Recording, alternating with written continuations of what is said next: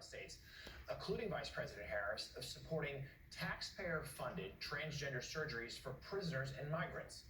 According to NPR, such ads have run more than 30,000 times, primarily during NFL and college football games, events with high male viewership.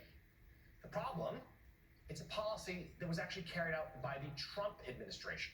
A new report by the New York Times finds that, and I'll quote from it, Trump appointees at the Bureau of Prisons provided an array of gender-affirming treatments, including hormone therapy, for a small group of inmates who requested it during Mr. Trump's 4 years in office. In a February 2018 budget memo to Congress, Bureau officials wrote that under federal law, they were obligated to pay for a prisoner's surgery if it was deemed medically necessary. Legal wrangling delayed the first such operation until 2022. The paper continues. Transgender offenders may require individual counseling and emotional support, officials wrote. Medical care may include pharmaceutical interventions, which includes cross-gender hormone therapy, hair removal, and surgery, if individualized assessment indicates surgical intervention is applicable. The statement, in part, reflected guidelines that officials in the Obama administration released shortly before they left office. The most significant change the Trump administration made in the treatment guidelines after it took over was the addition of the word necessary, which created a higher but not insurmountable barrier to federally funded surgeries.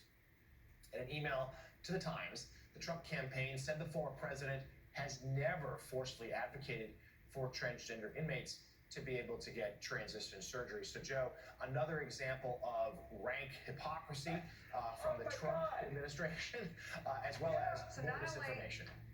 Was it a Trump policy? They actually looked at that policy and added wording to it, so it's not like they didn't know they had that policy where prisoners can receive gender-affirming care. Trump policy. They sent these documents to Congress. They sent them to Congress to talk about gender-affirming care that prisoners may be. You know, I watch football as well as you, Jonathan, and I have seen these ads run non-stop. I got to say, it's up to the Harris campaign to actually, and I'm glad we have somebody from there, communication director, from the campaign, to actually I'm sure he's happy to be here. Push back. So let me ask you, Michael Tyler, 30,000 ads. 30,000 ads showing Kamala Harris in a forum. Oh yeah, I do this. It's the law. It's the law. It's the Trump law. These are Donald Trump's documents from the Justice Department. This is what Donald Trump's Justice Department sent to Congress. Let me say this again.